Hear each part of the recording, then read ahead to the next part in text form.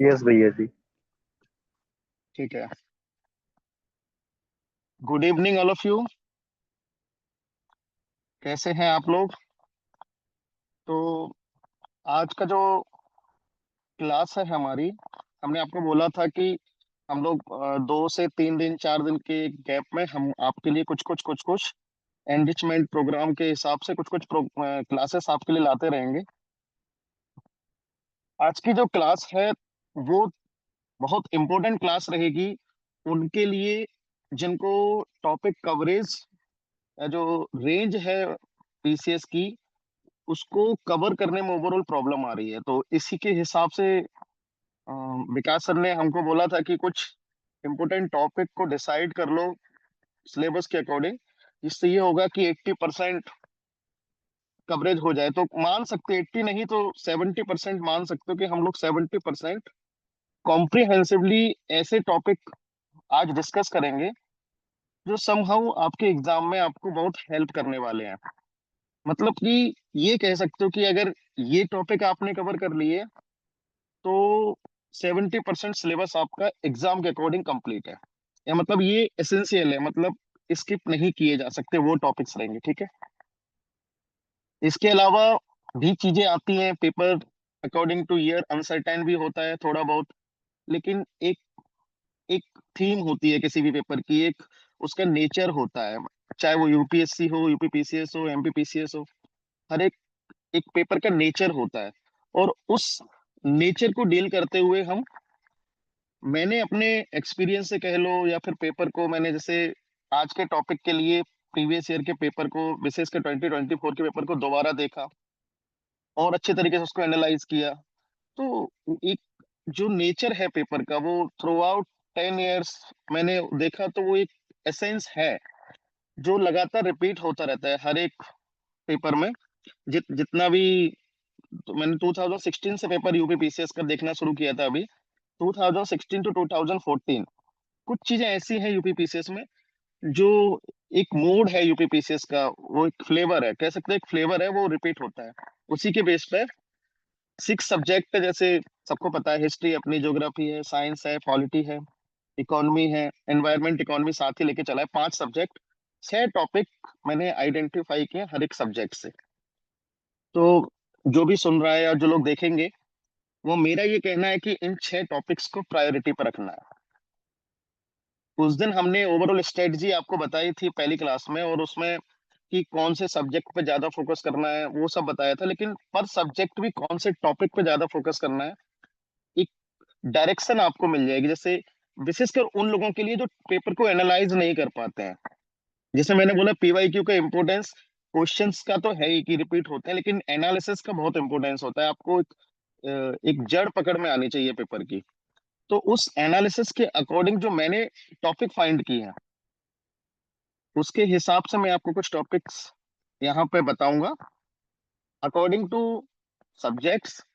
वहां पे आप लोग उनको लिख लेना, मतलब क्लास करते हुए लिख लेना, और उसके अकॉर्डिंग आप लोग अपनी पढ़ाई को मतलब करना। जैसे हिस्ट्री पढ़ रहे हैं तो उन टॉपिक्स पे फोकस करना, जैसे ही वो टॉपिक आए तो उसको ज्यादा जोर देना है आपको। ठीक है। तो हम ज्यादा टाइम वेस्ट ना करते हुए, बहुत ज्यादा हम इसमें सेशन में टाइम नहीं लेंगे, इम्पोर्टेंट टॉपिक को यहाँ पे हम लोग डिस्कस करते हैं। तो सबसे पहले आते हैं हिस्ट्री पे। ठीक है। हिस्ट्री मैंने बोला था गोल्डन ट्रायंगल का पार्ट है। मैं बार बार ही आपको रियलाइज कराता रहूंगा पेपर तक। क्यों? हिस्ट्री को नहीं छोड़ा जा सकता। नहीं छोड़ा जा सकता मतलब नहीं छोड़ा जा सकता। ठीक है। तो हिस्ट्री आपको करना है, कैसे करनी है वो मैं आपको बता चुका हूँ। आज मैं आपको टॉपिक्स पे फोकस कराऊंगा। आने वाली क्लासेस में कुछ कुछ इंपोर्टेंट टॉपिक्स खुद से भी करा दूंगा, इवन पेपर का एनालिसिस पेपर के पीडीएफ के द्वारा भी करा दूंगा। ये सब चीजें मैं आपको बता दूंगा। ठीक है। तो मैंने कुछ टॉपिक आइडेंटिफाई किए, साथ में अभी तुरंत भी लिखते जाऊंगा। तो सबसे पहले जो मैंने पेपर को देखा हिस्ट्री का, तो एक चीज बहुत ज्यादा कॉमन है। आप लोगों ने शायद फोकस इस चीज पे किया है या नहीं किया है।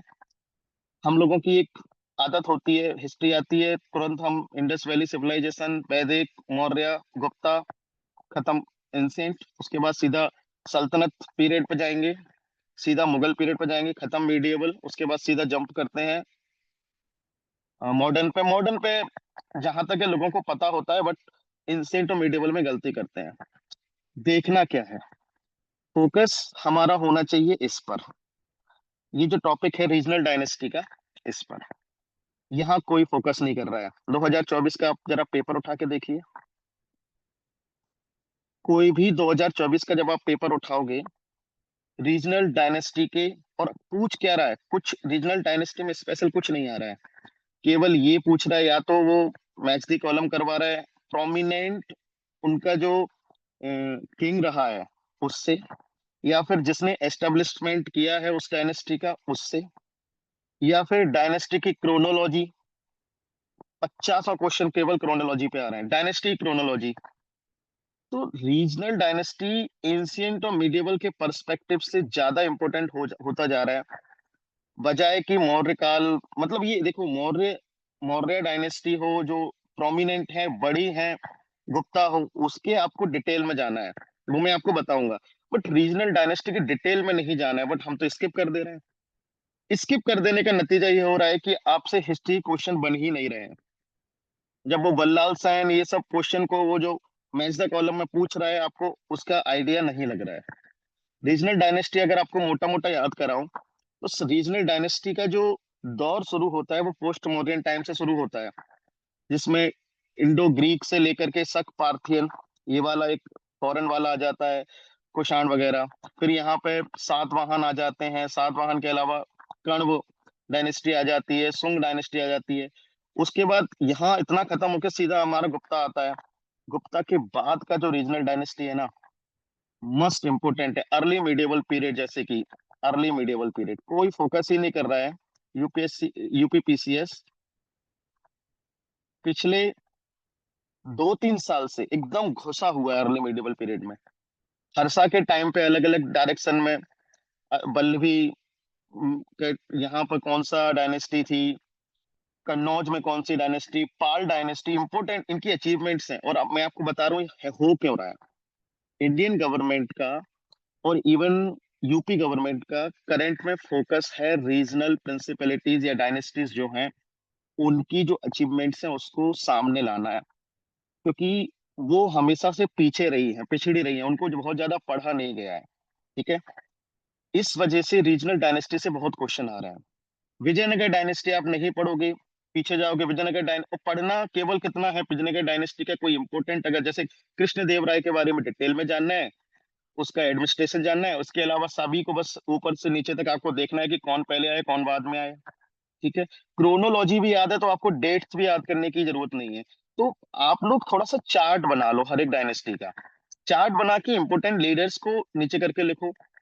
जैसे राजपूताना है तो वहां पे जो चार हैं, परमार हैं, परमार के अलावा चौहान हैं, सोलंकीज हैं, इन सब लीडर्स, इनके जो मेन लीडर्स है आपको पता होना चाहिए। ट्राइपार्टाइट जो वॉर होती है, गुर्जरा गुर्जरा में, राष्ट्रकूट में और पालाज में, तो वो आपको पता होना चाहिए।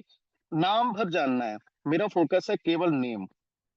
नेम और विजयनगर जैसी कोई बड़ी डायनेस्टी है तो उसकी थोड़ी सी अचीवमेंट्स, या आर्ट एंड कल्चर से चंदेर आर्ट से क्वेश्चन पूछ सकता है वो। तो अगर ये जिनके बहुत प्रोमिनेंट आर्ट है तो उसके कौन सी चीज कहाँ बनी यही पढ़ना है आपको। इसमें ऐसा नहीं है ये केवल लूसेंट के लेवल का, बट हमारा जो माइंड है वो उन चीजों को छोड़ के चलता है, क्योंकि हम लोग इतना डिटेल में गुप्ता एज को पढ़ लेते हैं इतना डिटेल में, तो वो तो पढ़ना ही है, वो आपको ऑलरेडी आता है। रीजनल डायनेस्टी पर फोकस करना है, विशेषकर क्रोनोलॉजी पर फोकस करना है हिस्ट्री में। फर्स्ट टॉपिक आपको ये कवर करना है। मुझे लगता है कि हिस्ट्री के 40% क्वेश्चन केवल अभी भी इसी से आएंगे। क्रोनोलॉजी, डायनेस्टी कौन एस्टेब्लिशमेंट कर रहा है, और ये लूसेंट से बाहर की बात नहीं है। ऐसा नहीं है कि बहुत डिटेल में आपको इसके लिए जाना है, कुछ भी ऐसा नहीं है। रीजनल डायनेस्टी जैसे मराठा है, मराठा अभी अभी उनको जो 12 किले हैं उनके, उनको यूनेस्को में प्लेस किया गया है। तो 12 फोर्ट्स को यूनेस्को प्लेस किया है, तो फिर से मराठा से आने की उम्मीद है। मराठा से पिछली बार भी क्वेश्चन आया हुआ है, तो इस पर फोकस करना। रीजनल डायनेस्टी, मिडिवल में भी रीजनल डायनेस्टीज हैं, सल्तनत से पहले रीजनल डायनेस्टी जिसमें कश्मीर वगैरह, जैनुल आबदीन वगैरह ये सब हैं, ये सब आपको पता होना चाहिए। सल्तनत के बाद और मुगल से पहले विजयनगर, बहमनी, बहमनी के बाद जो जब वो डिवाइड होता है तो पांच और, जैसे बीदर आ जाता है और वो बीजापुर आ जाता है, अहमदनगर आ जाता है, ये जो पांच डायनेस्टी हैं इनके बारे में, इनको कौन एस्टेब्लिश कर रहा है, लगातार क्वेश्चंस आ रहे हैं। काकतीय डायनेस्टी है, होयसल डायनेस्टी है, इनकी बहुत अच्छी अच्छी अचीवमेंट्स हैं और रिकॉग्निशन इनको इंटरनेशनल लेवल पे मिला है। होयसल, आपको आर्ट पता होगा, वो भी यूनेस्को में आया हुआ है। होयसल के जो टेम्पल्स हैं, काकतीय के टेम्पल हैं, वो भी यूनेस्को में। तो आप इन पर फोकस कीजिए, ये मोस्ट नेग्लेक्टेड टॉपिक है। ठीक है, तो ज्यादा कुछ नहीं करना है, मैंने आपको बताया है, केवल आपको इनके जो रूलर हैं उनका नाम। बड़ी डायनेस्टी है, जैसे गुर्जर प्रतिहार है, बड़ी डायनेस्टी है, तो थोड़ा सा आपको दो पांच रूलर को याद करना पड़ेगा लाइन से, क्योंकि ट्राइपार्टाइट जो वॉर हो रही है, स्ट्रगल चल रहा है, उस स्ट्रगल में कौन कौन से लीडर पार्टिसिपेट कर रहे हैं, तो कौन से पाल लीडर के साथ कौन सा गुर्जर लीडर पार्टिसिपेट कर रहा है, ये आपको पता होना चाहिए, सीधा क्वेश्चन बन जाएगा। और सब कुछ लूसेंट वाली कहानी है, कोई इसमें ऐसा नहीं है कि मैं बहुत मैं बस फोकस करा रहा हूँ आपको। ठीक है, तो रीजनल डायनेस्टी पे आपको फोकस करना है। ठीक। सेकंड, लगातार वही क्वेश्चन, किताबें जितनी भी एक जगह लिख लो, एंशियंट से रिलेटेड, चाहे साइंस से रिलेटेड, आर्ट से रिलेटेड, भरतनाट्यम, सॉरी भरत मुनि का जो नाट्य शास्त्र है वो, जितने भी ड्रामाज हैं संस्कृत में वो, जैन और बौद्ध के जो लिटरेचर हैं वो आपको पता होना चाहिए। वैदिक लिटरेचर तो इम्पोर्टेंट है, वैदिक लिटरेचर तो डिटेल में पढ़ना है बल्कि। तो वैदिक पीरियड में भी लिटरेचर ही ज्यादा इंपॉर्टेंट है। जैसे वैदिक वेद है, हर वेद का एक आरण्यक है, उसका अपना अपना ब्राह्मण है, उसका अपना अपना उपनिषद है। तो लिटरेचर, सीधा लिटरेचर एक जगह सारा ही लिख लो। लिटरेचर आपको इंसियंट, मिडिएवल और मॉडर्न तक लेके आना है। 3 से 4 क्वेश्चन आपको लिटरेचर से मिलने वाले हैं। लिटरेचर आप अलग से याद करो, ट्रेवलर्स भी आप अलग से याद करो, और आर्ट एंड कल्चर में जैसे कौन सा टेम्पल कहाँ पर है और किसने बनवाया वो याद कर लो। डिटेल में बहुत ज्यादा घुसने की नीड नहीं है, लेकिन ये पॉइंट होते हैं जहां आपको घुसना है। ठीक है, ये इतना छोटा काम है कि अगर आपका अलग से लिखा होगा तो आपको एक एक दो दो घंटे में आपको ये चीजें रिवाइज हो सकती हैं बार बार। बाकी हिस्ट्री तो बहुत बड़ी है, आपको इतना डिटेल में किसी भी टॉपिक में घुसोगे उसके अंदर घुसते जाओ, बट यूपी पीसीएस का मर्ज भी तो देखो क्या है, वो पूछ ऊपर से चीजें रहा है, लेकिन हम उन ऊपर वाली चीजों को भी गो थ्रू नहीं हो रहे हैं। ठीक है, तो लिटरेचर, मैं बार बार कह रहा हूँ, लिटरेचर से फिर 2 3 क्वेश्चन आएंगे, आते रहेंगे, लगातार आते हैं, आते रहेंगे। ये उसका मतलब फेवरेट टॉपिक है। पिछले 5 से 6 साल, आप 10 साल तक पीछे चले जाइए, 2 से 3 क्वेश्चन लगातार लिटरेचर से पूछ रहा है। तो जब जो चीज वो पूछ रहा है वो चीज आप क्यों याद नहीं कर रहे? लूसेंट के चार्ट में भी कितनी सारी किताबें दे रखी हैं, आपके पास कोई भी नोट्स होगा, अलग से बुक्स मेंशन होती हैं उसके अंदर। मिडिवल में लिटरेचर, लिटरेचर के नाम पर जितने भी हिस्टोरियन है, कंटेम्पोरेरी हिस्टोरियन, चाहे सल्तनत से रिलेटेड हो चाहे मुगल से रिलेटेड हो, बस वही करना है। हिस्टोरियन, एंशियंट में ज्यादातर ड्रामाज है या फिर रिलीजियस जो लिटरेचर है वो करना है। मॉडर्न में लिटरेचर जो कंटेम्पोरेरी, वही हिस्टोरियंस की बुक है, वो आपको पढ़नी है। रजनी पामदत्त की कौन सी किताब है, जेम्स मिल की कौन सी किताब है, राजेंद्र प्रसाद की कौन सी किताब है, ये सब लगातार वो आता है, रिपीट होगा क्वेश्चन। अगर पहले 4 किताबें दी उनमें से एक क्वेश्चन रिपीट हो जाएगा, आपका क्वेश्चन बन जाएगा। ठीक है, तो लिटरेचर को आप अलग से लिख लो, रीजनल डायनेस्टी को, लिटरेचर को। ठीक है, फिर तीसरा इंपॉर्टेंट टॉपिक हिस्ट्री में क्या है, ये जो आप हमेशा करते रहते हो, ये आप हमेशा करते रहते हो, इसकी मुझे फिक्र नहीं है। एडमिनिस्ट्रेटिव अरेंजमेंट, किसका एडमिनिस्ट्रेटिव अरेंजमेंट? सबसे पहले आप थोड़ा सा इंडस वैली सिविलाइजेशन को जानते हो। सेकंड आपका मुगल आता है, मुगल के बाद सीधा आप गुप्ता पर आते हो, गुप्ता के बाद सीधा हर्षा को थोड़ा बहुत जानते हो, सल्तनत को जानते हो, मुगल को जानते हो। इसमें एडमिनिस्ट्रेटिव अरेंजमेंट में जो 4 से 5 मैंने आपको डायनेस्टी के नाम बताए, चाहे वो गुप्ता हो चाहे मौर्य हो, इनको डिटेल में पढ़ना है, जो हमेशा से आप पढ़ते जा रहे हो, बाकी सबको छोड़ते जाना है। मुगल हो, ये सब पता है, लेकिन क्वेश्चन जब आप देखोगे ना, तो रीजनल डायनेस्टी की कुछ ऐसी डायनेस्टी हैं जिनकी एडमिनिस्ट्रेटिव सेटअप पे क्वेश्चन आ रहे हैं, तो वो डायनेस्टी आप कर लो। जैसे मैं आपको एग्जांपल दे रहा हूँ, मराठा डायनेस्टी अलग से पढ़ लो, उसके जो अष्ट प्रधान वगैरह हैं। विजयनगर डायनेस्टी का एडमिनिस्ट्रेटिव सेटअप अलग से आ रहा है मिडिवल में। ठीक है, जैनुल आब्दीन एक अलग से टॉपिक कश्मीर वाला है, उसको जो पढ़ लो। 3 तो मिडिवल में अलग से पढ़ लो आप। ठीक है, एंशियंट में कौन कौन सा एक्स्ट्रा आ सकता है एडमिनिस्ट्रेटिव सेटअप में? इधर एडमिनिस्ट्रेटिव सेटअप में गुप्त काल तक तो मौर्य और गुप्ता का ही मेन है।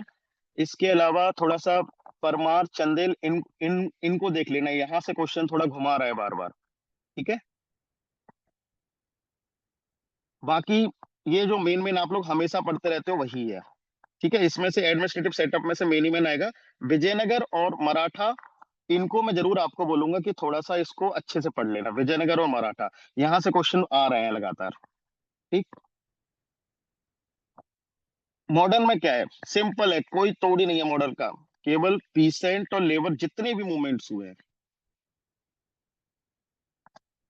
Leader, year, leader, year. इसके अलावा आज तक यूपीपीसीएस कह सकते हो कि बहुत कुछ नहीं पूछा है वो। ठीक है। दूसरा मॉडर्न में ना 80% क्वेश्चन कवर इन दोनों टॉपिक से हो जा रहे हैं। दूसरा मॉडर्न में आज तक लगातार पूछ रहा है छोटे से छोटे ऑर्गेनाइजेशन, जितना छोटा ऑर्गेनाइजेशन है उसको भी पढ़ो, कौन उसका लीडर है, कौन उसको एस्टेब्लिश कर रहा है, और उसकी डेट क्या है। डेट में इसलिए कह रहा हूं कि आपको डेट्स पता इसलिए होनी चाहिए कि वही एक बार बार बार बार बार बार बार क्रोनोलॉजी पे बात अटकती जा रही है, लगातार क्रोनोलॉजी पूछ रहा है, यहां से आपको प्रॉब्लम होती है। मैं आपको अभी तीनों चीजें कंबाइन करके देखूंगा, तो अगर सबका निचोड़ निकालोगे ना तो आपसे मुश्किल से आपका 10 से 20 पन्ने का कुछ नोट्स होगा, वो आपका इस हिस्ट्री के लिए पूरा का पूरा परफेक्ट होगा। ठीक है। बाकी मॉडर्न के इवेंट्स तो आपको पता ही है, इसमें कुछ आपको नहीं करना है। मैं इसलिए लिखा हूं, जैसे कि कोई भी मूवमेंट, बड़ा मूवमेंट हो रहा है या कोई छोटी घटना हो रही है, तो बजाय उसके अंदर घुसने के बहुत ज्यादा, जैसे अभी आपके पास टाइम है तो आप थोड़ा सा तो डिटेल में पढ़ोगे, क्योंकि डिटेल में पढ़ने से याद भी होता है। मेरा ये है कि उस पर भी फोकस करना कि कौन सा इवेंट बाद में हुआ, कौन सा पहले हुआ। इसको ना ऐसे सीक्वेंस कर लेना, जैसे कि गांधी इरविन जो एग्रीमेंट है वो कब हो रहा है, गांधी जी दांडी यात्रा कब कर रहे हैं, अब इसमें एक एक दो दो महीने का फर्क होगा। दांडी यात्रा खत्म करने के बाद गांधी जी कब गोलमेज जो समिट है उसके अंदर कब पार्टिसिपेट कर रहे हैं, ये जो जितने भी इवेंट्स है ना, मेरा आपको सलाह है कि इन इवेंट्स को एक, दो, तीन करके ना आप इनकी क्रोनोलॉजी बनाना। मुझे पता है आप लोग कहाँ फंसते हो। 1925, 1925 से लेकर 1935 के बीच में बड़े ज्यादा इवेंट हुए हैं, वहां की क्रोनोलॉजी से कोई क्वेश्चन आ जाता है, फंसे होगे। 1940, यानी कि जो भारत छोड़ो से भी पहले अगस्त प्रपोजल जब आता है, अगस्त प्रपोजल से लेकर के इंडिपेंडेंस तक जितनी जो बहुत सारी, Liaquat Desai agreement, Shimla agreement, Cripps agreement, न जाने उसमें कितने सारे बेवेल प्लान, पूरा जो इसका सीक्वेंस है ना, छोटी छोटी, और इसमें छोटे छोटे भी थोड़ा डिटेल में देखना है इसके अंदर, छोटे छोटे इवेंट्स को, इनको भी सीक्वेंस कर लेना महीने के हिसाब से। रॉयल नेवी, जो रिवॉल्यूशन है, कई सारी ऐसी चीजें होंगी, और जो आजाद हिंद फौज के जो लीडर्स थे उनके ऊपर जो ट्रायल चल रहा था, वो सब चीजें हैं। तो इनके लीडर्स कौन है, लीडर्स, जैसे मैं आपको पूछूं, मुजफ्फरनगर जो कांड हुआ था, मुजफ्फरनगर जिसको 1908 में बताते हैं, प्रफुल्ल चंद्र चाकी वाला, अब उसमें लीडर कौन थे? क्वेश्चन लीडर से पूछ रहा है बार बार बार बार। एक तो लीडर्स पढ़ना है, दूसरा आपको क्रोनोलॉजी। अमित शाह जी की बात को आपको समझना पड़ेगा, क्रोनोलॉजी को समझिए। हिस्ट्री में सबसे बड़ा पार्ट, तो मैं आपको अगर ओवरऑल बोलूं, रीजनल किंगडम्स, ठीक है, कौन, इसके जो रूलर्स हैं,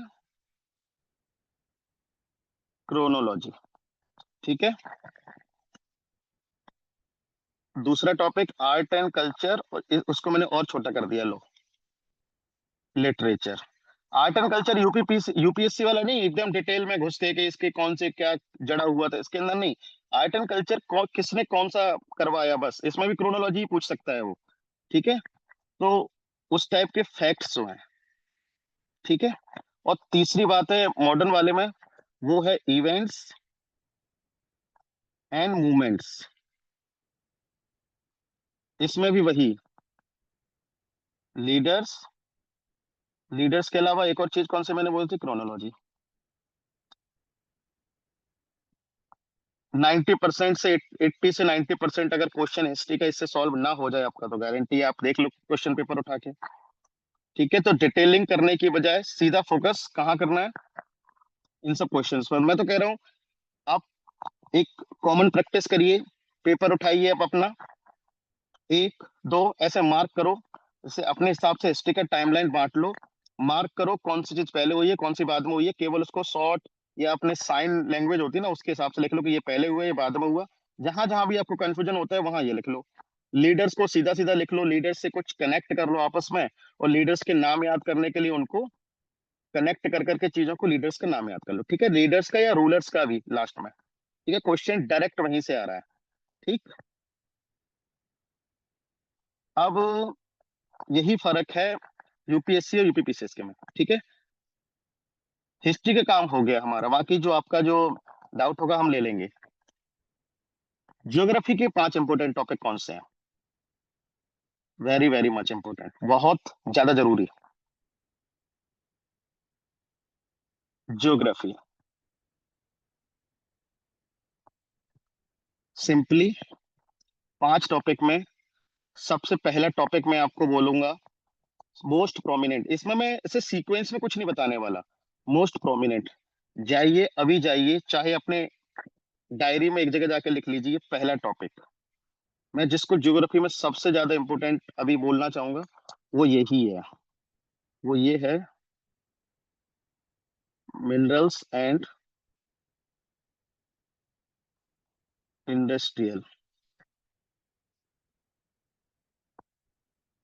अब इसमें क्या क्या चीज हो सकती है, इसमें क्या क्या चीज हो सकती है, प्लेसेस हो सकता है, रैंकिंग हो सकती है। बेसिकली रैंकिंग लेटेस्ट डेटा देख लेना, और प्लेसेस टोटल मैपिंग का पार्ट है। और इसको भी कुछ चीजें इसकी पीवाईक्यू से कंप्लीट कर सकते हो आप। ठीक है, जाइए इसको कर लीजिए, पिछली बार का क्वेश्चन उठा के देख लो आप लोग। अभी भी ज्योग्राफी का मैक्सिमम पार्ट केवल इसी के अंदर है। ठीक है, दूसरा ज्योग्राफी में दूसरा जो है फिजिकल मैपिंग। इसके अंदर भी कुछ कुछ चीजें मैं आपको बता देता हूँ, जैसे कि रिवर्स,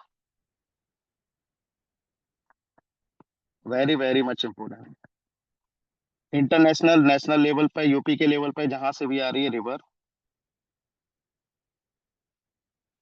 माउंटेन एक्सेट्रा, तो ये मुझे लगता है पहले ही टॉपिक के अंदर आप इसको रख सकते हो, मैपिंग है बेसिकली। ठीक है, लेकिन मैपिंग में ये वाला टॉपिक ना आप लोगों को बहुत दिक्कत करता है, इसको इसको जाके अच्छे से कर लेना।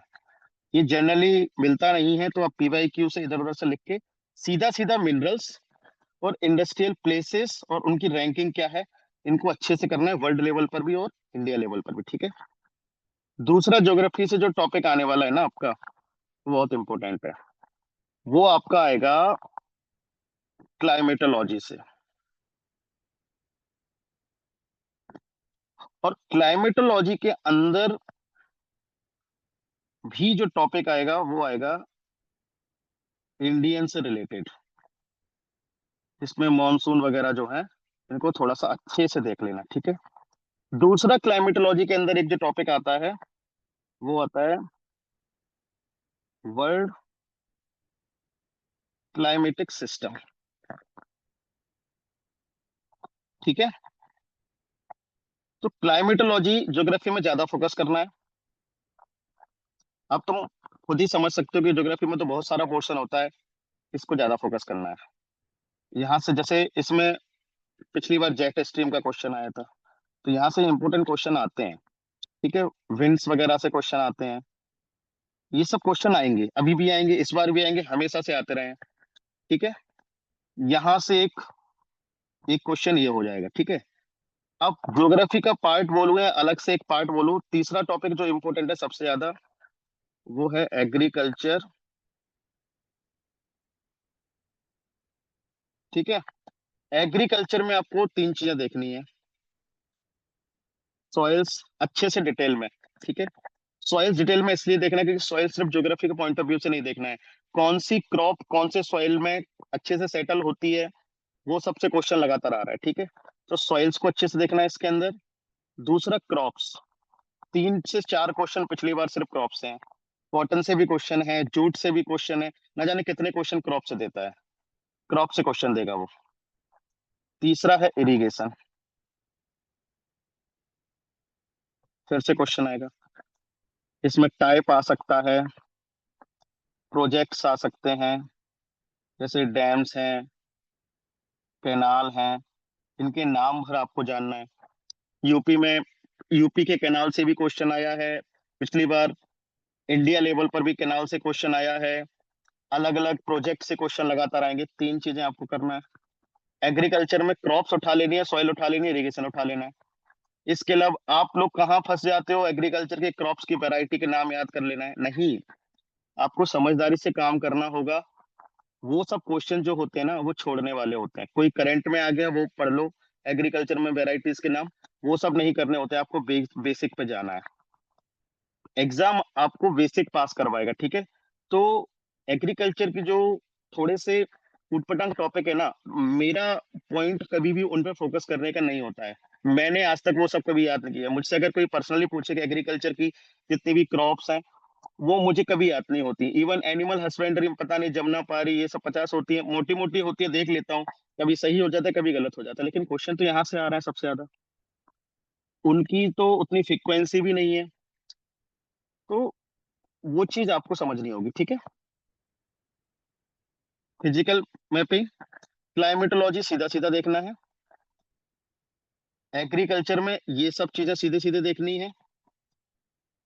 अब यहाँ पे चौथा टॉपिक आपका क्या हो सकता है।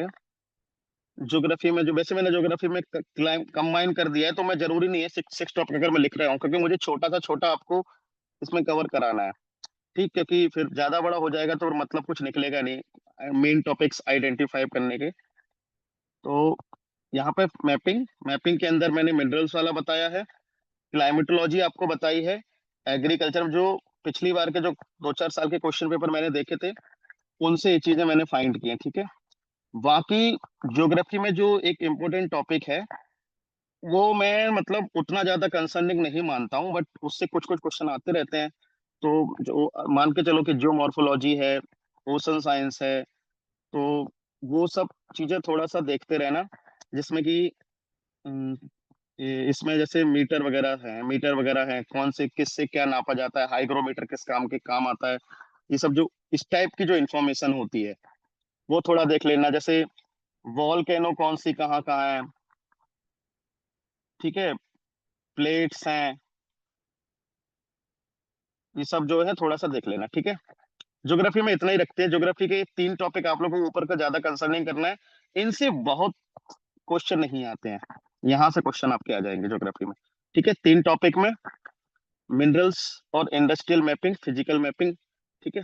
हाँ, एक ज्योग्राफी का बहुत इंपॉर्टेंट टॉपिक मैं आपको छोड़ रहा हूँ, रुको। 5वां, ये भूल रहा था मैं थोड़ा सा, ये टॉपिक मुझे आपको बताना है। एक बहुत कंसर्निंग टॉपिक है, सिटीज, पॉपुलेशन।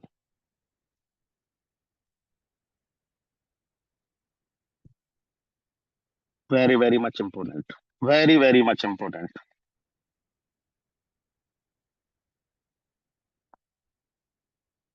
सिटीज से रिलेटेड, पॉपुलेशन से रिलेटेड जो डेटा है, वो आपको करना ही है। चाहे वर्ल्ड रिपोर्ट्स हो, दूसरा सेंसस से रिलेटेड जो भी डेटा हो, ठीक है, एसडीजी से रिलेटेड जो भी डेटा हो, ठीक, ये आपको करना है। यहाँ से 3 से 4 क्वेश्चन आएंगे, ट्रेडिशनल स्टाइल में भी क्वेश्चन आएंगे, न्यू स्टाइल में भी क्वेश्चन आएंगे। तो कोई नहीं छोड़ सकता। अभी भी 3-4 क्वेश्चन, पिछले क्वेश्चन उसमें भी 3 से 4 क्वेश्चन है। 4 क्वेश्चन मिनिमम फिर से इसी डेमोग्राफी से थे, ठीक है। तो इसके लिए थोड़ा सा आप लोग 12th क्लास एनसीईआरटी आप एक बार पढ़ लेना, जिसमें आपको थोड़ा सा मालथस का जो थ्योरी वगैरह है, ये सब आपको पता चल जाएगा कि एज एज जैसे एज पिरामिड वगैरह है, ये क्वेश्चन आपको मिलेंगे, ठीक है। सिटीज से रिलेटेड जो भी डेटा है, जैसे चाहे स्मार्ट सिटी प्रोग्राम हो या सिटीज की अनसस्टेनेबिलिटी से जो भी रिलेटेड चीजें हैं, तो थोड़ा सा इन सब चीजों को, यूपी की सिटीज से रिलेटेड कोई है, डेमोग्राफी, तो बेसिकली ये दो टॉपिक नहीं है, ये कनेक्टेड है आपस में, ठीक है। डेमोग्राफी और अनसस्टेनेबिलिटी से रिलेटेड ये जो चीज है ना, जो कि अभी की प्रॉब्लम भी है, ये आप लोग करके जाना, यहाँ से क्वेश्चन आपको लगातार आएंगे। और मैं आई विल सजेस्ट यू कि थोड़ा सा आप लोग अच्छे से ट्वेल्थ क्लास की एनसीईआरटी पढ़ लेना, ठीक है। ट्वेल्थ क्लास के एनसीईआरटी के कुछ चैप्टर्स हैं, उसमें ज्यादा डिटेल में जाने की जरूरत नहीं है। कुछ चैप्टर्स हैं जो डेमोग्राफी से रिलेटेड है केवल। इंडियन अलग है, इंडियन ह्यूमन ज्योग्राफी, और वर्ल्ड लेवल पे अलग है। उसके जो डेमोग्राफी वाले चैप्टर है, आप उनको एक बार देख जाना, एज पिरामिड वगैरह क्या होता है, ये सब का जो बैलेंस है वो आप देख ले जाना, ठीक है। ज्योग्राफी में इतना इनफ है, ठीक। इनको लिख लेना आप जो भी है। और थर्ड हमारी सब्जेक्ट है वो है साइंस। साइंस तो बहुत फैली हुई है, साइंस फैली हुई है, इसलिए मैं आपको साइंस को और ज्यादा एकदम से कॉन्साइज वे में आपको बता देता हूँ कि साइंस में क्या ऐसी चीजें जो आपको सीधा सीधा करनी है, ठीक है। लगातार क्वेश्चन आएंगे। सबसे पहले आप आइए बायोलॉजी पे। मैंने आपको बोला था ना, केमिस्ट्री और बायोलॉजी पे ज्यादा फोकस करना है, तो बायोलॉजी में आपको क्या करना है। बायोलॉजी में आपको फोकस करना है मैक्सिमम ह्यूमन फिजियोग्राफी पे, मानव शरीर संरचना, यहां से क्वेश्चन आएंगे, ठीक है। दूसरा फोकस करना है, वैसे ये दूसरा नहीं है, बेसिकली मैं आपसे कहना ये चाह रहा हूँ कि ह्यूमन फिजियोग्राफी से ही क्वेश्चन आते हैं ये। बट इसी के सब टॉपिक्स अगर मान लो, तो इसी का एक सब टॉपिक है न्यूट्रिशन,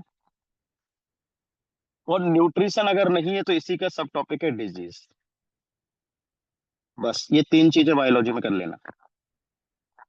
प्लांट वाला छोड़ देना, क्लासिफिकेशन वाला भी छोड़ सकते हो, ये सब पे आपको फोकस नहीं करना है, केवल इसी पे करना है। अब इसके अंदर आपको ये सब चीजें आएंगी, जैसे डाइजेशन सिस्टम आ जाएगा, स्केलेटन वाला पार्ट आ जाएगा। पिछली बार भी क्वेश्चन आया था कि पाइवेटल वाला जो कौन सी जगह का होता है, तो आपको थोड़ा बोन्स पता होना चाहिए, मस्कुलर पार्ट्स पता होना चाहिए, सेल, ये सब मतलब ह्यूमन बायोलॉजी से रिलेटेड क्वेश्चन आपको करना है, ठीक है। आप क्या स्किप कर सकते हो, ओवरऑल बायोलॉजी का जो क्लासिफिकेशन वगैरह है वहां आपको प्रॉब्लम होती है, वो पोर्शन आप थोड़ा सा इसके मुकाबले कम देख सकते हो। बाकी तो यहाँ से क्वेश्चन एक एक दो आते रहते हैं, बट 70% क्वेश्चन इसी से आएंगे बायोलॉजी के, ठीक है। 10 क्वेश्चन अगर बायोलॉजी से पूछ रहा है, तो 7 क्वेश्चन केवल इन तीन टॉपिक से होंगे, ठीक है। तो डायरेक्ट हिट करना है इस पर, ठीक।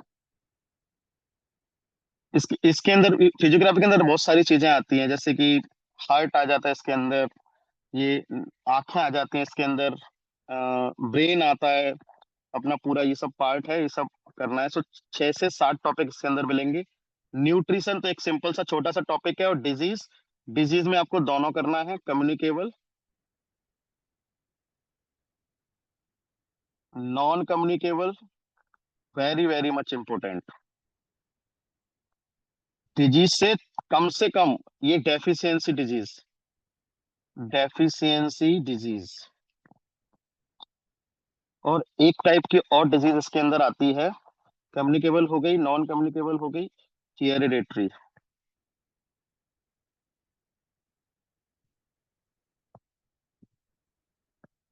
ठीक है। तो न्यूट्रिशन भी आपको ह्यूमन से रिलेटेड पढ़ना है, डिजीज भी आपको बेसिकली ह्यूमन से रिलेटेड पढ़ना है, फिजियोग्राफी भी ह्यूमन से रिलेटेड पढ़ना है, ठीक है। अब ये मत बोलना कि इसके अंदर हार्मोन और ये सब से सब इसके अंदर आपको मिल जाएगा। एंजाइम्स, आप डाइजेस्टिव सिस्टम पढ़ोगे, एंजाइम्स मिल जाएगा, और हार्मोन, जैसे ही आप रिप्रोडक्शन वगैरह से रिलेटेड चीजें पढ़ोगे तो हार्मोन भी इसी के अंदर। तो ह्यूमन फिजियोग्राफी वाली बायोलॉजी आपको करनी है, ठीक है। छोड़ जो सकते हो वो प्लांट वाला जो अदर पोर्शन है, जो 40% करीब अदर पोर्शन होता है बायोलॉजी का, वो आप स्किप कर सकते हो फिलहाल के लिए। वो मतलब आप एक बार देख लेना, इसको अच्छे से देख लेना, ठीक है। अब आया हमारा केमिस्ट्री। केमिस्ट्री से आप क्या क्वेश्चन पूछता है वो, केमिस्ट्री से पूछता है अप्लाइड केमिस्ट्री, ठीक है। अप्लाइड केमिस्ट्री का मतलब ये होता है जो कंपाउंड्स होते हैं, यहां से क्वेश्चन आते हैं, जैसे कि NaOH का यूज क्या है, NaOCO3, इन सब का यूज क्या है। ठीक है, इन सब से क्वेश्चन, एलम है, एलम का फॉर्मूला क्या है, इसका यूज क्या है, क्लोरीन है। तो ऑर्गेनिक, इसके अंदर जो कंपाउंड्स है वो ऑर्गेनिक, केवल आपको इनकी जो डिटेलिंग जानना है, इनऑर्गेनिक। ठीक है, तो दूसरे कंपाउंड्स के अंदर और भी क्या चीजें आ सकती हैं, इसके अंदर ओर्स आ सकते हैं, कौन से मेटल का कौन सा ओर्स है। तो डायरेक्ट आप ना सब्सटेंस और मटेरियल के जो डायरेक्ट एग्जाम्पल हैं, मैं आपको सलाह दूंगा, यहाँ पे सिंपल लैंग्वेज में आपको बता रहा हूँ। केमिस्ट्री में जितने भी कंपाउंड्स होते हैं, चाहे मेटेलिक हो, नॉन मेटेलिक हो, ऑर्गेनिक हो, इनऑर्गेनिक हो, उनका यूज आम जीवन में क्या क्या है।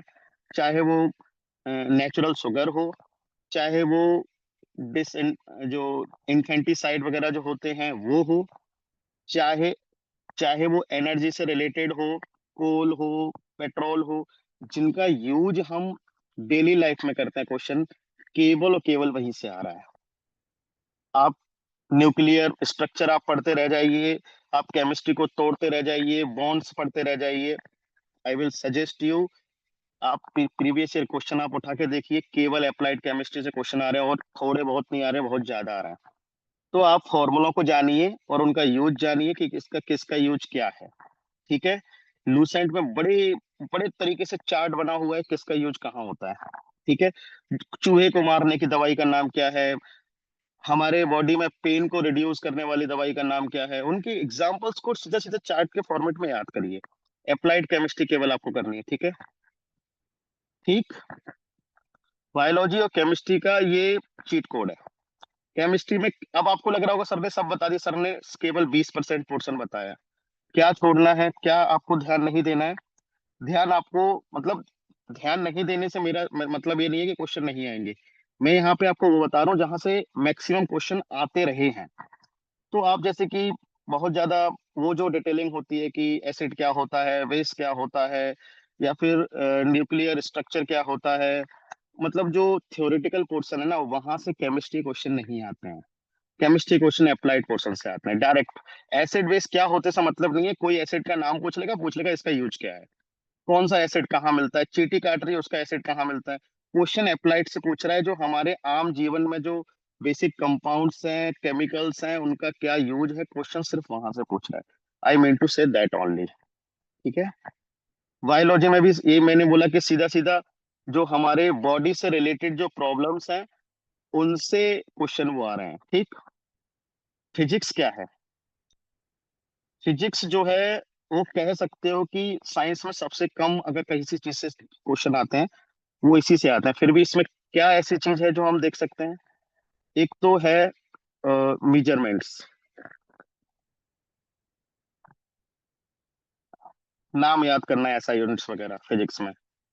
दूसरा है ऑप्टिकल से कभी कभी क्वेश्चन आ जाता है। ऑप्टिकल में जैसे मिरर्स है, लेंस है, यहां से क्वेश्चन थोड़े से आते हैं। ठीक है, मेजरमेंट्स में ये सब टेम्परेचर वगैरह सब कुछ आ जाएगा। पिछली बार एक क्वेश्चन आया था ना कि केल्विन को फ़ारेनहाइट में, इस टाइप का कोई क्वेश्चन था, वो चेंज करना है। तो मेजरमेंट्स यूनिट को आपको फोकस करना है। ऑप्टिकल से क्वेश्चन आता है।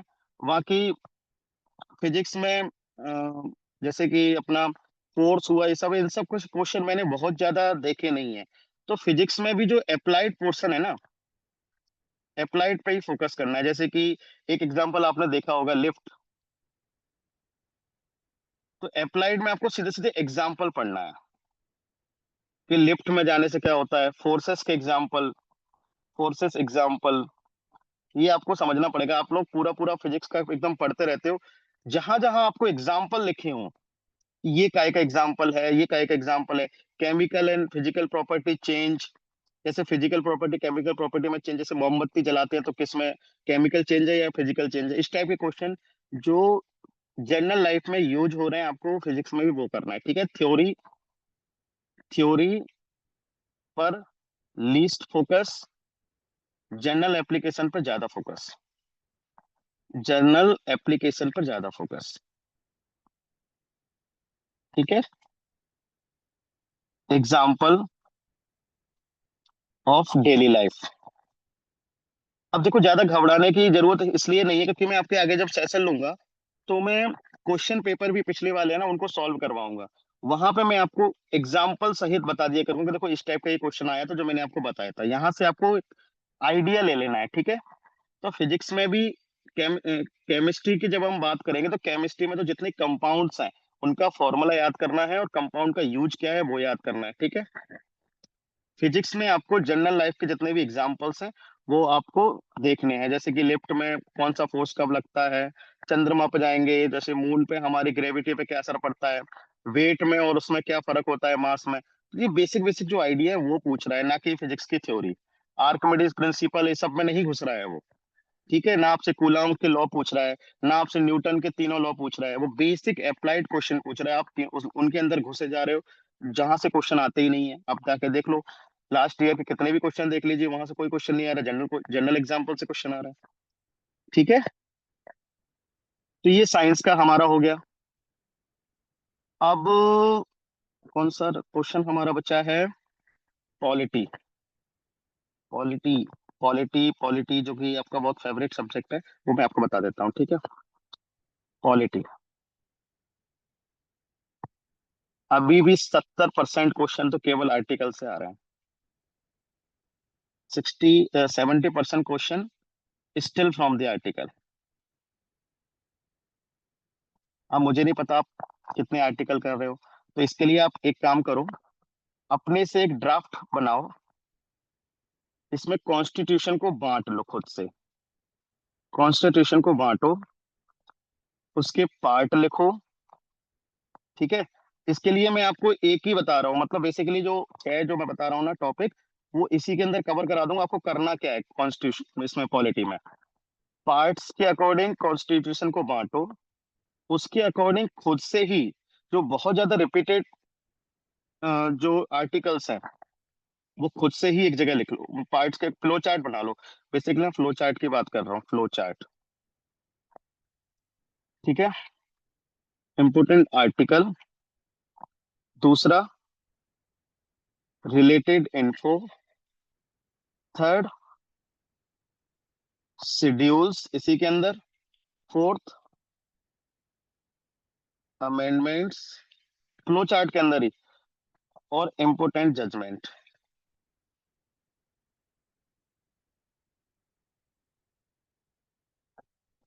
इस चीज का आप फ्लो चार्ट बना लो।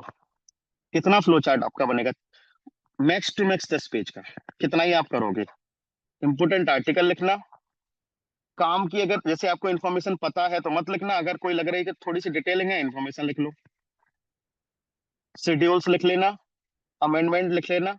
अब जैसे प्रीएम्बल का जब आप लिखोगे या फिर फंडामेंटल राइटर्स से लिखोगे तो बहुत, जैसे केशवानंद भारती वाला जजमेंट है, प्रीएम्बल से रिलेटेड 2-3 जजमेंट में वो टॉपिक बता दूंगा जहां से जजमेंट भी आ जाएंगे, ठीक है। ये कर लोगे ना, इसी के अंदर सब कुछ आ जाएगा। इसी के अंदर पीआरआई पंचायती राज इंस्टीट्यूशन वाले वो पूछ लेगा आपसे कि 243 के में क्या है, 243 आई में क्या है। वो ऐसे ऐसे ऐसे बनवाता जाएगा आपसे, ठीक है। तो इम्पोर्टेंट आर्टिकल और उनके प्रोविजन को आप सीधा सीधा आर्टिकल वाइज प्रोविजंस पढ़ो। लक्ष्मीकांत की तरह डिटेल नहीं पढ़ना है, क्वेश्चन डिटेल नहीं आ रहा है। अभी वो कल पिछली बार के क्वेश्चन पेपर में देख रहा हूँ, वो एग्जाम्पल जो यूपीएससी की तरह क्वेश्चन भी सेट कर रहा है ना, वो भी आर्टिकल के अकॉर्डिंग सेट कर रहा है। प्रेसिडेंट से रिलेटेड कोई क्वेश्चन पूछ रहा है, वो आर्टिकल से सॉल्व हो रहा है कि इस आर्टिकल में ये लिखा है प्रेसिडेंट से रिलेटेड। तो आपको कॉन्स्टिट्यूशन जान लो ना पहले पूरी तरीके से, वो यहीं से क्वेश्चन बार बार ही तो पूछ रहा है, कुछ अलग चीज पूछ ही नहीं रहा है वो, ठीक है। तो पॉलिटी की बहुत डिबेट में या बहुत उसमें घुसने की बजाय आपको स्ट्रक्चर फॉर्मेशन आपके माइंड में होना चाहिए। आप उसके लिए एक फ्लो चार्ट तैयार कर लो पॉलिटी का, ठीक है। जो टॉपिक आपको डिटेल में कवर करने हैं, मैं आपको उस दिन भी बोला था 3 से 4 टॉपिक हैं जो आपको डिटेल में पढ़ने हैं। एक तो प्रीएम्बल, ठीक है। दूसरा कॉन्स्टिट्यूशन मेकिंग, इसमें ड्राफ्ट कमेटी वगैरह इन सब के जो नाम आते हैं, ठीक। Fundamental rights, DPSP, director principles of state policies, और एक होता है हमारा लोकल एडमिनिस्ट्रेशन। इनकी आप डिटेलिंग जान लेना ठीक से। इतना सा है पॉलिटिकल, ये जो है थोड़ा सा इसकी थ्योरी डिटेल में पढ़ना है। ठीक है। बाकी एक जो चार्ट है वो आपके लिए काम करेगा। ये चार्ट आप खुद अपने से अपने नोट पैड में या पेपर में अपने जो कॉपी आपकी उसमें खुद से तैयार कर लेना। ठीक है।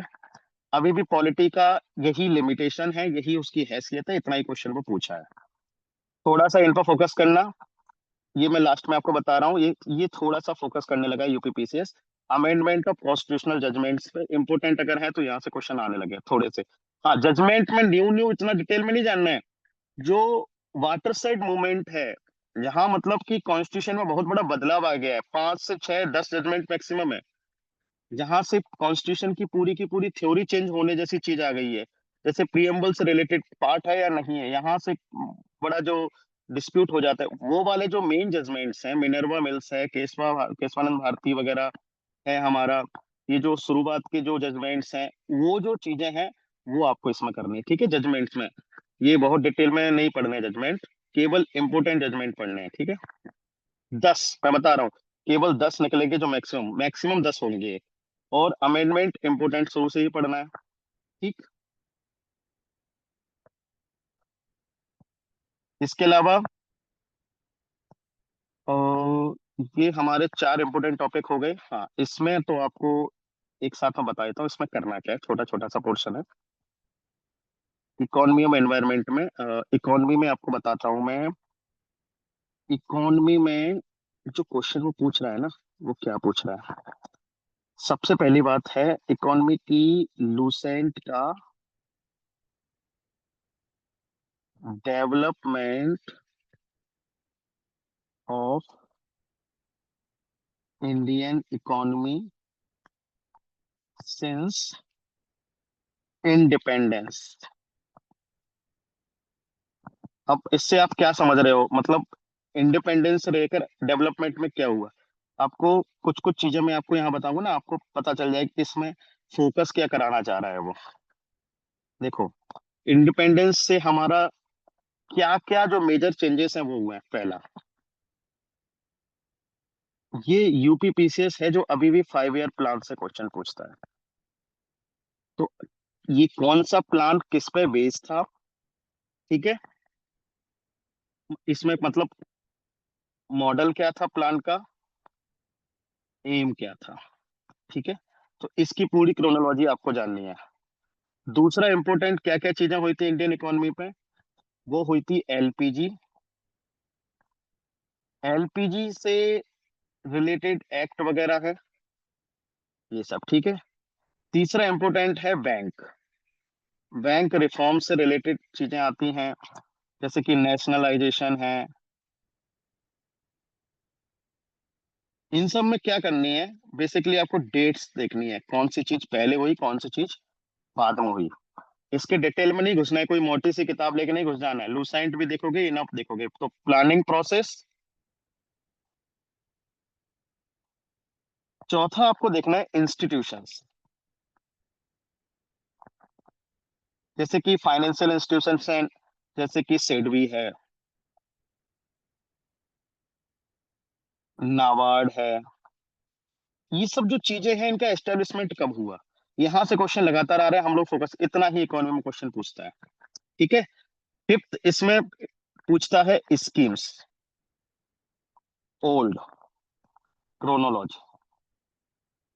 ओल्ड और न्यू दोनों ही मान लो, इसमें क्रोनोलॉजी कौन सी स्कीम किसके लिए। इसमें स्कीम्स के लिए क्या पूछेगा आपसे, स्कीम्स में दो ही चीजें पूछता है, एम क्या है, वैन कब आई। ठीक है। किसके लिए लाई गई थी और कब आई थी। स्वर्ण जयंती रोजगार कार्यक्रम, जवाहर रोजगार कार्यक्रम, सालों से मतलब इतना रिपीटेशन, इतना इतना रोटन स्टडी मुझे नहीं लगता कि यूपीपीएससी के अलावा कोई भी एग्जाम कराता है। मतलब चेंज ही नहीं हुआ है वो। आज भी पिछले साल के क्वेश्चन पेपर में इसके बाद भी लोग परेशान के पता नहीं इकोनॉमी में क्या पूछ रहा है। कुछ नहीं पूछ रहा है वो, डेवलपमेंट पूछ रहा है, ये भी लूसेंट में। और एक 11th क्लास के एनसीईआरटी में दे रखा है, 11th एनसीईआरटी। आप एक बार पढ़ लेना इसको, एक ही किताब है 11th एनसीईआरटी की, जो इंडियन वाली है। जो माइक्रो मैक्रो इकोनॉमिक्स वाली नहीं कह रहा हूँ, कोर कॉन्सेप्ट में इंडियन इकोनॉमी कब से क्या डेवलपमेंट हुआ है, इसके अलावा इकोनॉमी से कोई सिंगल क्वेश्चन नहीं आता है। ठीक है। अब जो बजट और इकोनॉमिक सर्वे है वो मैं आपको करंट में कह दूं या यही कह दूं, मैं बाद में मतलब कुछ टॉपिक को बाद में आइडेंटिफाई करा देता हूँ। ठीक है, तो वो करंट में लेके चल रहे हैं हम लोग। ठीक है। एनवायरनमेंट।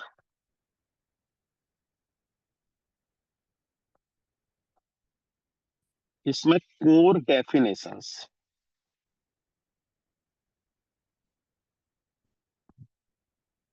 किसने दी, कब दी। एक तो ये हो गया एनवायरनमेंट में। दूसरा, बायोडायवर्सिटी में क्या आएगा, इसमें national parks name, wild life sanctuaries, tiger reserves, ये सब चीजें आ रही हैं। ठीक है। तीसरा, पॉल्यूशन। पॉल्यूशन में क्या पूछता है,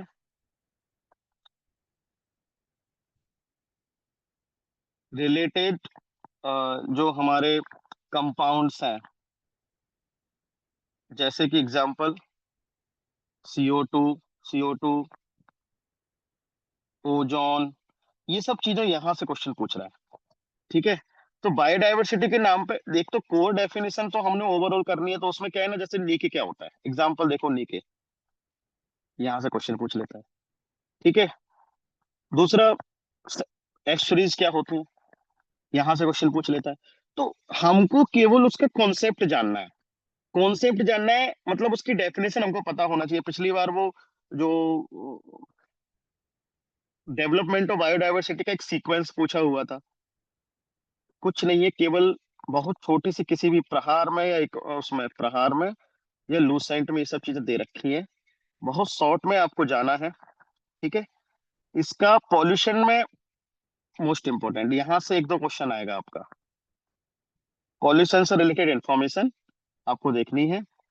और क्लाइमेट में पता है क्या करना है, क्लाइमेट सबसे बड़ा टॉपिक पॉलिटी का होता है, सॉरी एनवायरनमेंट का होता है। अब आप लोग ये कहोगे सर ने सब कुछ बता दिया, लेकिन मैंने टॉपिक सारे बताए, ये सच है एनवायरनमेंट के अंदर, लेकिन एनवायरनमेंट में सारे टॉपिक को पढ़ने का ढंग अलग है। जैसे कि यूपीएससी में अगर हम क्लाइमेट पढ़ेंगे, क्लाइमेट प्रॉब्लम्स पढ़ेंगे, तो इसके अंदर हम इतना डिटेल में जाते हैं कि एक इसकी छोटी छोटी चीजों के अंदर घुसते हैं, फिर उससे रिलेटेड जितनी कन्वेंशंस हैं, फिर उनके उन कन्वेंशंस के अंदर के जो पॉइंट्स हैं वो सब पूछते हैं। यहाँ ऐसा नहीं करना है, आपको सीधा कन्वेंशन नेम जानना है, ईयर जाननी है, अगर कन्वेंशन बहुत बड़ी है तो टारगेट जानना है, बस।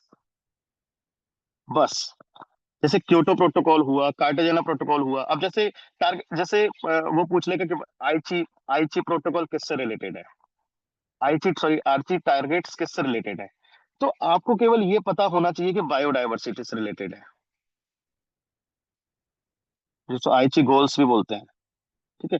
तो आपको इतना पता होना चाहिए कि बायोडायवर्सिटी से रिलेटेड है। अब आईची गोल्स के अंदर आपको नहीं घुसना, यहां से यूपीएससी क्वेश्चन, यूपीपीसीएस क्वेश्चन नहीं पूछेगा। ठीक। तो क्लाइमेट रिलेटेड से क्वेश्चन आएंगे, लेकिन आपको कन्वेंशंस के नाम पता होना चाहिए। ओजेन से वियना कन्वेंशन किससे रिलेटेड है, प्रोटोकॉल मॉन्ट्रियल प्रोटोकॉल किससे रिलेटेड है। ठीक है। जो बहुत चर्चा में रहा है उसका कुछ टारगेट आपको पता होना चाहिए, कि जैसे क्योटो प्रोटोकॉल का टारगेट कितना है, या फिर पेरिस एग्रीमेंट जो हुआ 2015 में उसका टारगेट क्या है। लेटेस्ट कन्वेंशन अगर कोई हो रही है तो वो तो करंट अफेयर्स में कवर हो ही जाएगी। ठीक है। तो इस तरीके से ये बहुत छोटा पोर्शन हो जाता है यूपीएससी के मुकाबले में। ठीक। पॉल्यूशंस में भी आपको कंपाउंड सीधे सीधे जानने की, पॉल्यूशन किस किस से हो रहा है, उन कंपाउंड, पॉल्यूशन क्या है, कैसे है, क्यों है, इसमें नहीं घुसना है, कौन से कंपाउंड से कौन सा पॉल्यूशन होता है वो आपको डायरेक्ट पढ़ना है। आप लोग डायरेक्ट ना सीधे सीधे पॉइंट पर आके यूपीएससी में यूपीपीसीएस में पढ़िए, वहां से क्वेश्चंस आपके आएंगे। मैंने फिर भी बोला, जैसे बायोलॉजी केमिस्ट्री में भी डायरेक्ट कंपाउंड से रिलेटेड, एग्जाम्पल से रिलेटेड सारे क्वेश्चन आते हैं, इनमें भी एग्जाम्पल से रिलेटेड आएंगे। एनवायरनमेंट में डेफिनेशंस पे बात करते हैं, इससे इसमें पिरामिड्स वगैरह भी आ सकते हैं, पिरामिड से भी क्वेश्चन आएंगे इसके अंदर। तो इसमें थोड़ा सा डेफिनेशंस आपको, कोर डेफिनेशंस आपको करनी पड़ेंगी, ठीक है। अब कौन सा सब्जेक्ट रह गया? सारे सब्जेक्ट कवर हो गए, ठीक है। अब इसकी अलावा जो कुछ टॉपिक्स हैं जो आप फोकस कर सकते हो, वो टॉपिक कौन कौन से हैं? वो मतलब एक दो टॉपिक और मैं आपको बता सकता हूँ, जैसे कि यूपी पीसीएस, हाँ, जैसे करंट अफेयर जब आप पढ़ोगे ना, तो कुछ कुछ चीजें ऐसे फोकस कर लेना उसमें। करंट अफेयर में आप करंट अफेयर को डायरेक्टली बता देता हूँ, इसके मिसले करंट एंड मिसलेनियस में बता देता हूँ आपको, ठीक है। करंट एंड मिसलेनियस में आपको बता देता हूँ कि कौन कौन से टॉपिक आप लोग फोकस कर सकते हो। करंट में जिसके पास भी करंट की मैगजीन है, वो मैं उसको क्या क्या नाम दूं उस पोर्शन को, जिसके अंदर आप सीधा सीधा उस पर फोकस करो, जैसे कि वो जो वन लाइनर टाइप का होता है ना, जैसे मैं लिख देता हूँ, जैसे जिसमें अवार्ड्स होते हैं, awards, personalities, days and themes,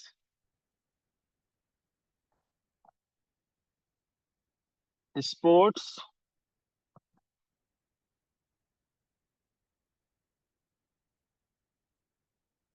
discoveries,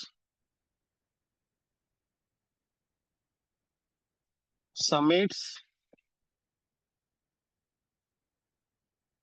exercises. मैं बता क्यों रहा हूँ, जैसे कि मेरा कहने का मतलब आपको ये है, डेफिनेटली वन जो है रिपोर्ट। करंट अफेयर पढ़ते हुए मैं आपको ये बता रहा हूँ कि सभी लोगों ने घटना चक्र, मैक्सिमम लोगों ने, मतलब मैं ये नहीं कह रहा सब लोग, घटना चक्र, हिंदी मीडियम होते एक और आती है घटना सार, मतलब ऐसी टाइप की कई सारी आती है उसमें।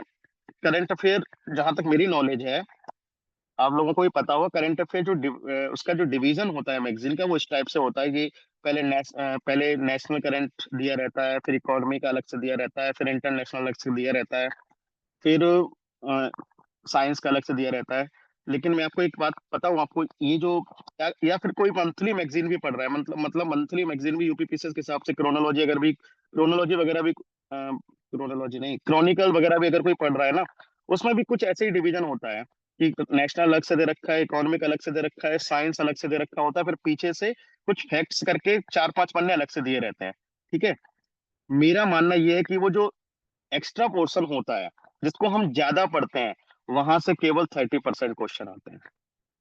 और जो कुछ पन्ने पीछे से होते हैं, जिसमें तथ्य, जैसे तथ्य सार करके, या फैक्ट्स, रिलेटेड फैक्ट्स करके, कुछ कुछ किसी भी मैगजीन में अलग अलग तरीके से दिया होता है, उनके अंदर ये शॉर्ट में दिया होता है। और आपको एक गजब की बात बताता हूँ, 70% क्वेश्चन यहाँ से आते हैं। करंट अफेयर्स के मैक्सिमम क्वेश्चंस यहीं से आएंगे। और हम लोग जो मैगजीन का 70% पोर्शन होता है, मेरा कहने का मतलब है, कोई भी मैगजीन आप फॉलो कर रहे हो, उस मैगजीन का जो 70% पोर्शन होता है, वहां से 30% क्वेश्चन आ रहे हैं। जो मैगजीन का 30% पोर्शन होता है, वहां से 70% क्वेश्चन आ रहे हैं। फिक्स है। पर्सनैलिटी जहां भी दे रखी है, क्वेश्चन आएगा। अवार्ड से क्वेश्चन आएगा। डेज एंड थीम से क्वेश्चन आएगा। स्पोर्ट्स से क्वेश्चन आएगा। साइंटिफिक डिस्कवरी जितनी हुई है, क्वेश्चन आएगा। समिट्स जितनी हुई है, डेट के साथ पिछली बार क्वेश्चन आया हुआ है, डेट्स में। डिस्कवरीज की भी डेट्स में क्वेश्चन आया हुआ, एक्सरसाइज से क्वेश्चन आएगा, रिपोर्ट इंडेक्स से क्वेश्चन आएगा। ये जो चार्ट के फॉर्मेट में जहां भी लिखी हूँ, मेरा मतलब आपका बताने का ये मेरा ये aim है कि आप इन पर फोकस करो, ठीक है। यहां से देखो 3 से 4 क्वेश्चन आते हैं, पिछली बार भी 4 5 क्वेश्चन है। एचडीआई से क्वेश्चन आएगा एक, लिख लो। एचडीआई इंडेक्स से क्वेश्चन आएगा। मल्टी डायमेंशनल पॉवर्टी इंडेक्स से क्वेश्चन आएगा। इस टाइप की चीजें आती ही हैं। कौन सी रिपोर्ट कौन कर रहा है, कौन सी रैंकिंग है, तो यहां से आप 70% क्वेश्चन कवर करो। जो कि किसी भी, जैसे घटना चक्र भी आप पढ़ रहे हो ना, तो उसके 25 से 30 या मुश्किल से 30 पन्ने ऐसे होंगे जो इनको क्वेश्चन कवर करता है। अगर वो 150 पेजेस की मैगजीन है, तो 30 से 40 पेज में ये वाला पोर्शन होता है, और 70% क्वेश्चन यहीं से आते हैं। वो आगे वाले जिसको आप सॉल्व करते रहते हो, इतना डिटेल में पढ़ते हैं, तो वहां से क्वेश्चन ना के बराबर आते हैं। ये मेरा एनालिसिस कहता है। तो जहां जो सीधे सीधे फैक्ट्स हैं, तो आप ना उनका फोकस करो। ठीक है। तो करंट पढ़ते हुए आप लोग ये ध्यान देना कि किसी भी मैगजीन से आप करंट अफेयर्स पढ़ रहे हैं, उनमें जो इस टाइप की इंफॉर्मेशन, अच्छा इस टाइप की इंफॉर्मेशन को स्पेसिफाई कर देता हूँ, इस टाइप की इंफॉर्मेशन जो कि यूपीएससी के करंट अफेयर्स में नहीं आती है, वो यूपी पीसीएस के करंट अफेयर्स में आती है। ऐसे अगर जो यूपीएससी वाला स्टूडेंट है, उसको करंट अफेयर से क्वेश्चन सॉल्व नहीं होते हैं, उसका रीजन ये होता है कि वो स्टूडेंट यूपीएससी के करंट के हिसाब से यूपीपीसी से करंट अफेयर्स पढ़ता है। यूपीएससी के करंट का जो पैटर्न है वो एकदम डिफरेंट है, एनालिटिकल है। यूपीएससी का यूपीपीसीएस के करंट का जो पैटर्न है वो एकदम फैक्चुअल है, डेट स्पेसिफिक है, इंफॉर्मेशन स्पेसिफिक है, जिसमें कुछ थीम्स हैं, वहां से क्वेश्चन आते हैं, पर्सनैलिटी से, प्लेसेस भी इसके अंदर शामिल है, प्लेसेस भी इसके अंदर शामिल है। अब इसके पन्ने केवल 30 पन्ने ज्यादा से ज्यादा किसी भी मैगजीन में होते हैं, वो आपको पीछे दिए होते हैं हमेशा। तो अद्यतन तथ्य ऐसे करके दिया होता है किसी में, इंग्लिश में भी जो कोर फैक्ट्स ऐसे करके दिया होता है, इस टाइप से, मतलब पीछे हर एक मैगजीन में होता है वो। तो ये वाला पोर्शन आपको ज्यादा तैयार करना है। ठीक है। कौन कौन से अवार्ड्स किस किस को मिले हैं, कौन कौन से डेज हैं, उनकी थीम्स क्या है, यहाँ से ही वो मैच द कॉलम वगैरह मिलवाएगा। ठीक है। तो मेरे अकॉर्डिंग ये जो कुछ टॉपिक्स है ना, वो आप मोर फोकस कीजिए यहाँ पर। जैसे अभी से आप फोकस कीजिए, आपका कॉन्फिडेंस बढ़ जाएगा। जब आप कोई मॉक वगैरह लगाएंगे, पीवाईक्यू वगैरह देखेंगे, तो आपका कॉन्फिडेंस बहुत हाई होगा। तो आप ना इसको लिख लो कहीं पर भी, मतलब जो लिखा ही होगा आपने, तो उस हिसाब से आप लोग इसको कवर कर सकते हो। ठीक है। इसके अलावा हम लोग, कोई आपको डाउट है तो क्वेश्चन ले लेते हैं। ठीक।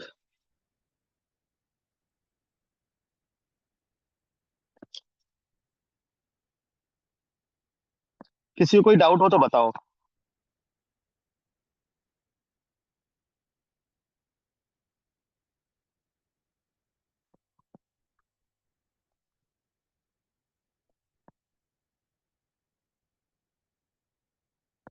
थैंक्स भैया जी, प्रणाम। बस पीडीएफ शेयर करवा देना है आप, पाथ फाइंडर। ठीक है, मैं पीडीएफ शेयर करवा दूंगा आपको। ठीक है।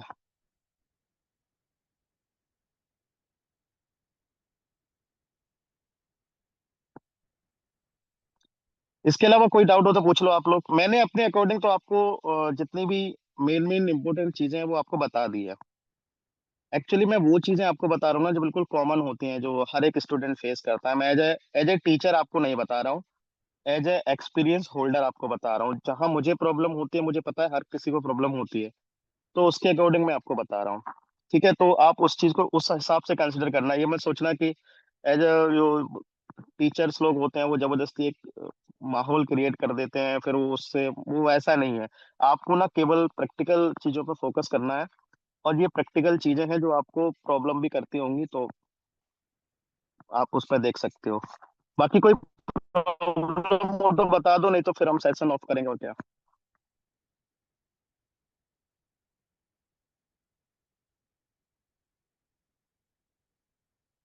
पीवाई क्यू एनालिसिस पे हम लोग ना सेशन जरूर लाएंगे प्रियंका। ठीक है। पीवाई क्यू एनालिसिस हम लोग करेंगे, एटलीस्ट 5 ईयर का पीवाई क्यू हम लोग करेंगे, विद क्वेश्चन पेपर करेंगे। तो पीवाई क्यू एनालिसिस हम लोग करेंगे।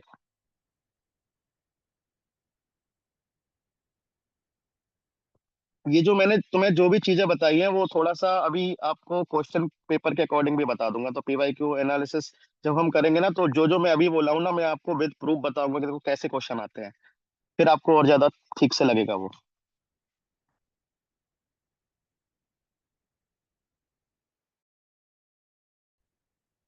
आई थिंक सबका डाउट क्लियर है। ठीक है लाभांशु, फिर हम इसको खत्म करते हैं सेशन को। Okay sir. ठीक है। Thank you. Thank you sir.